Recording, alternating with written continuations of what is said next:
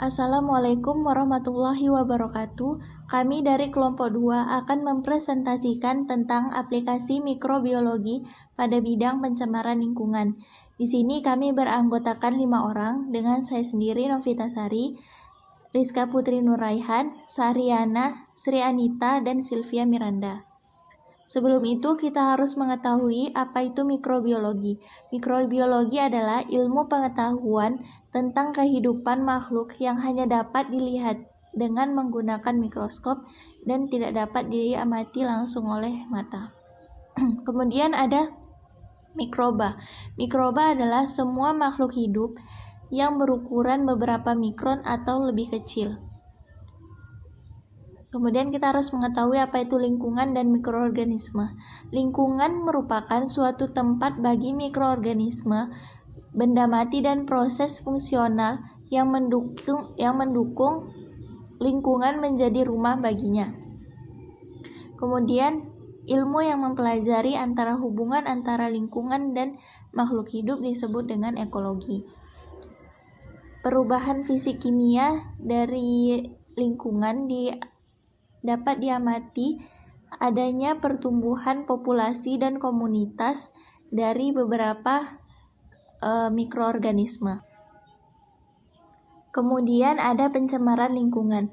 Pencemaran lingkungan merupakan masuk atau dimasukkannya makhluk hidup, zat energi, atau komponen lain ke dalam kegiatan manusia atau oleh proses alam, sehingga kualitas lingkungan turun sampai ke tingkat tertentu yang menyebabkan lingkungan tidak dapat berfungsi lagi sesuai dengan kegunaannya. Pencemaran dapat dibagi menjadi beberapa, yaitu pencemaran air, pencemaran tanah, dan pencemaran udara. Pencemaran air adalah masuknya komponen energi, zat tertentu ke dalam air yang disebabkan oleh kegiatan manusia. Akibatnya, kualitas air akan turun sampai ke tingkat tertentu dan tidak dapat berfungsi lagi sesuai dengan kegunaannya. Bagaimana dikatakan air itu tercemar? Yaitu dengan berubahnya warna, bau, dan rasa dari air tersebut. Contoh dari pencemaran lingkungan seperti limbah dari industri yang berupa logam seperti timbal, seng, arsenat, krom, dan benzena yang dapat mengganggu fungsi organ dari manusia dan menyebabkan beberapa penyakit.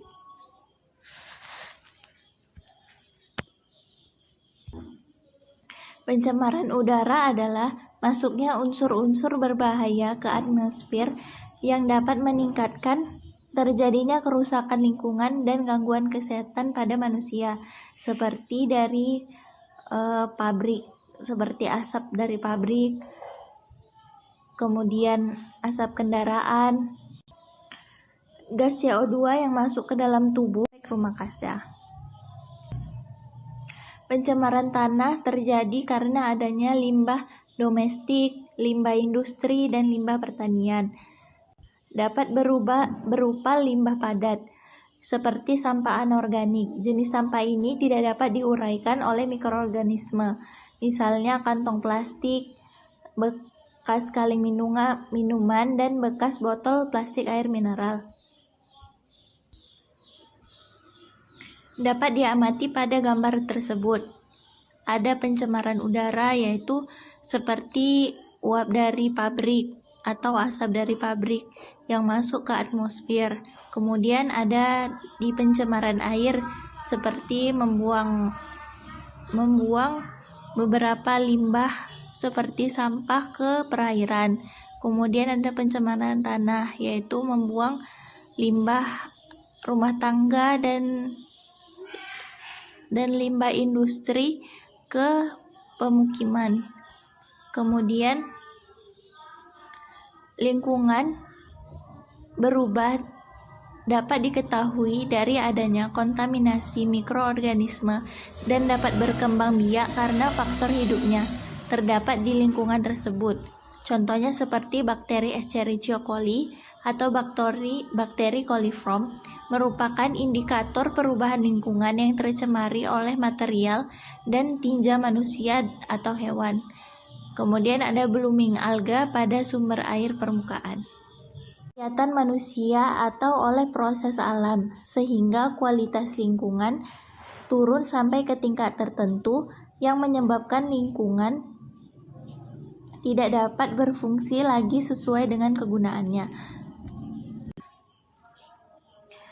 Pencemaran dapat dibagi menjadi beberapa, yaitu pencemaran air, pencemaran tanah, dan pencemaran udara.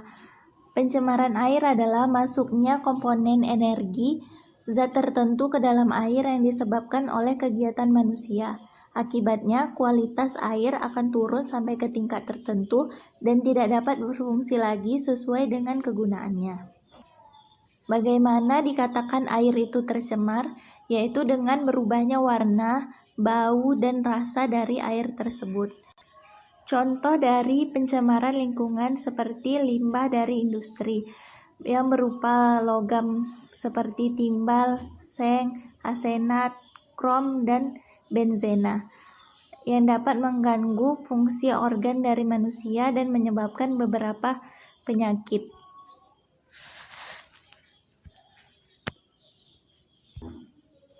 Pencemaran udara adalah masuknya unsur-unsur berbahaya ke atmosfer yang dapat meningkatkan terjadinya kerusakan lingkungan dan gangguan kesehatan pada manusia, seperti dari pabrik, seperti asap dari pabrik, kemudian asap kendaraan, gas CO2 yang masuk ke dalam tubuh. Presentasi selanjutnya akan dilanjutkan oleh Rizka Putri Nurraihan. Assalamualaikum warahmatullahi wabarakatuh. Nama saya Rizka Putri Nurraihan. Saya ingin menjelaskan mengenai faktor lingkungan mikroorganisme terkategori fisik dan kimia. Faktor yang mempengaruhi mikroorganisme lingkungan yang terkait fisik dan kimia adalah suhu atau temperatur pada tanah, air dan udara, radiasi, gerakan udara dan air, salintas atau konduktivitas, alkanitas, tekanan udara dan hidrostatik, partikel tanah, pH, kelembapan, dan aktivitas air, senyawa organik dan anorganik. Selanjutnya,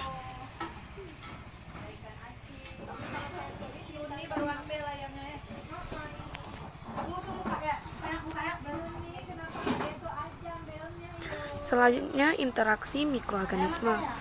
Interaksi secara netralisme yaitu adalah hubungan yang tidak saling merugikan antara satu mikroorganisme dengan yang lainnya. Yang kedua ada kompetisi, yaitu hubungan persaingan antara dua atau lebih spesies dan siapa yang dapat menyesuaikan diri untuk dapat mempertahankan hidup. Yang ketiga ada antagonisme atau amenalisme, yaitu hubungan penghambat suatu spesies oleh spesies lain. Yang keempat ada komensalisme atau metabiosis, yaitu hubungan yang menghasilkan keuntungan bagi salah satu spesies lainnya tanpa ada yang dirugikan. Yang terakhir ada simbiosis atau mutualisme, yaitu hubungan simbiosis atau hidup bersama.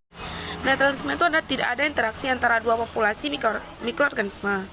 Terjadi pada populasi mikroba secara fisik telah berbeda dan di mana sedikit yang berinteraksi. Yang ketiga terjadi bila populasi tidak memiliki kesempatan untuk interaksi. Yang contohnya itu populasi dengan kepadatan rendah pada tahap resting cell.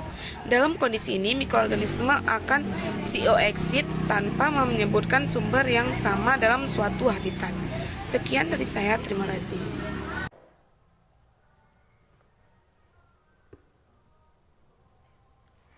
Baik, saya Sahriana akan melanjutkan presentasi, yaitu yang selanjutnya mutualisme.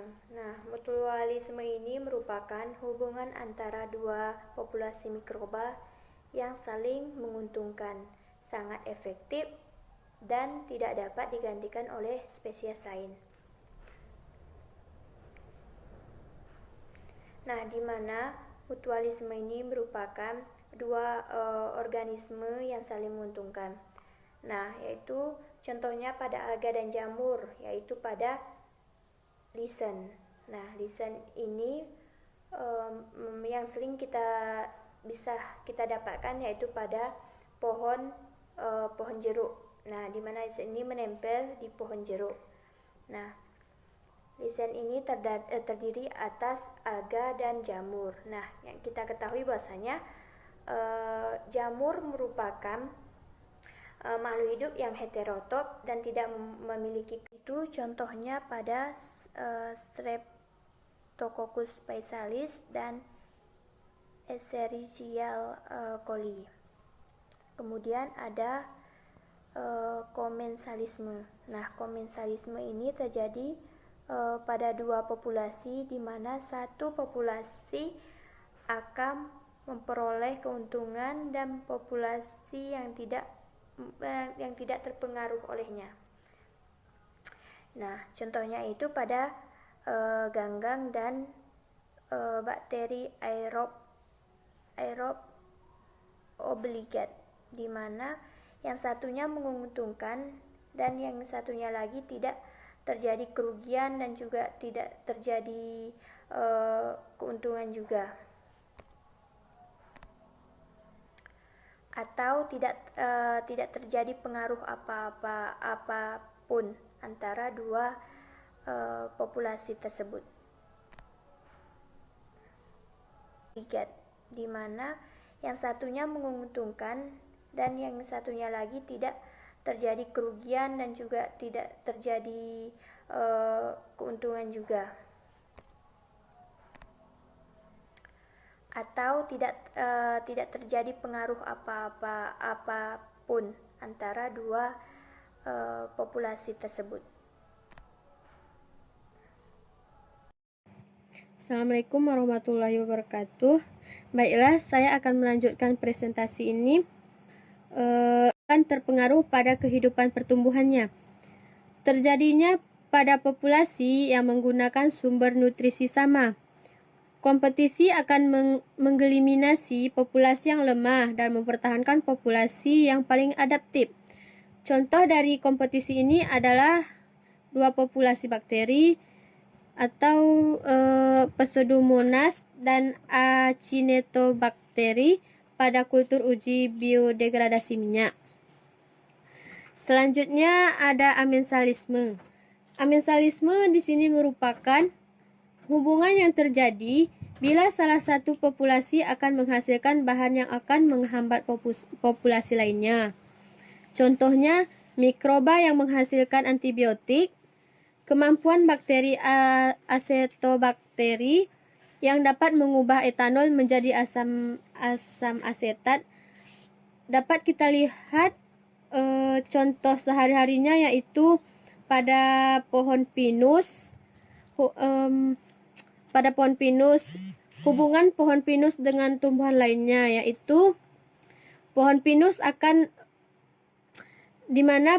dikarenakan adanya kandungan senyawa alelopati yang dimiliki oleh pohon pinus, sehingga menghambat pertumbuhan pada tumbuhan lainnya. Jadi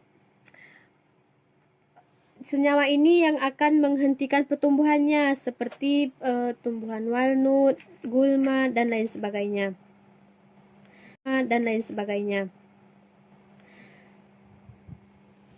Selanjutnya ada parasitisme.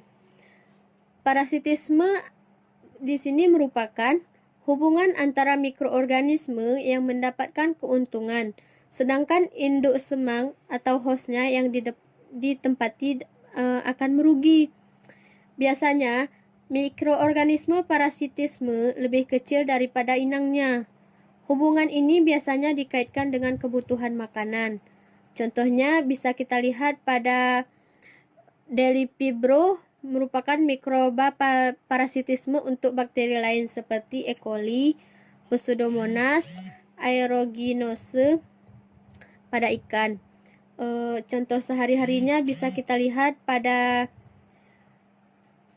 hubungan antara nyamuk dengan manusia, yaitu dengan manusia.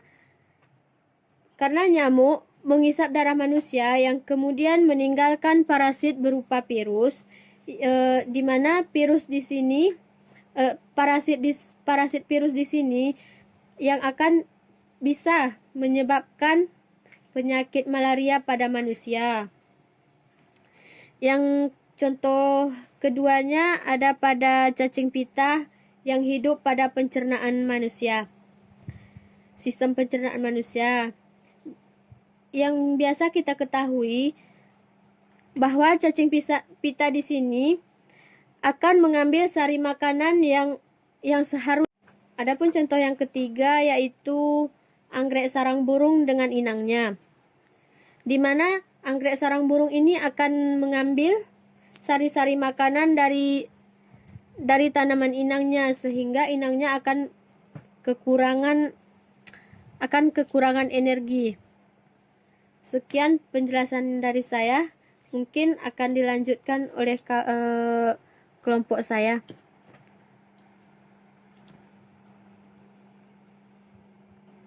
Assalamualaikum warahmatullahi wabarakatuh. Saya Selvia Miranda ingin melanjutkan menjelaskan tentang mikrobiologi lingkungan, yaitu mikrobiologi adalah studi tentang fungsi dan keragaman mikroba pada lingkungan alaminya, dan termasuk studi tentang ekologi mikroba, siklus nutrisi, mediasi, mikrobiologi, geomikrobiologi, keragaman mikroba, dan bioremediasi.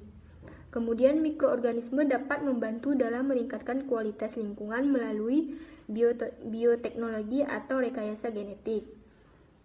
Peran tersebut diantaranya sebagai bioremediasi, yaitu proses mikroorganisme untuk mengembalikan kondisi alami yang diubah oleh kontaminasi ke kondisi lainnya. Biodegradasi yaitu proses mengurangi senyawa berbahaya menjadi tidak berbahaya lagi bagi lingkungan. Kemudian ada biotransformasi, yaitu keragaman katabolik mikroorganisme untuk mendegradasi. Bioremediasi.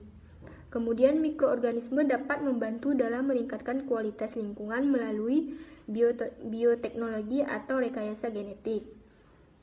Peran tersebut diantaranya sebagai bioremediasi, yaitu proses mikroorganisme untuk mengembalikan kondisi alami yang diubah oleh kontaminasi ke kondisi lainnya.